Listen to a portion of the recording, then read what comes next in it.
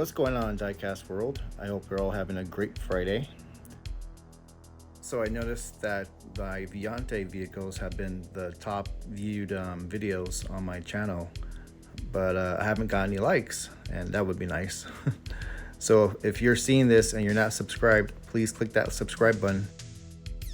So I was reading more information based off the two drivers in the car, and from here it was telling me that in 1984 at the James Hardy 1000, it was the 25th running of the Bathurst 1000 touring car race. It was held on September 30th, 1984 at the Mount Panoramic Circuit just outside Bathurst in New South Wales, Australia, and was round 4 of the 1984 Australian Endurance Championship.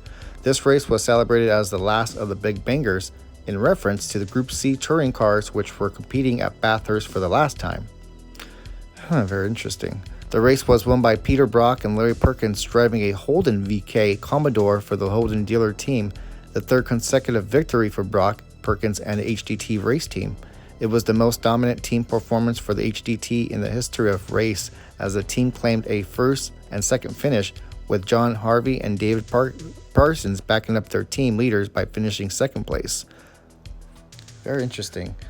So there's 4 drivers in this team. I think Brock and Perkins were driving number 5. Sorry, and number 25 was driven by Harvey and Parsons.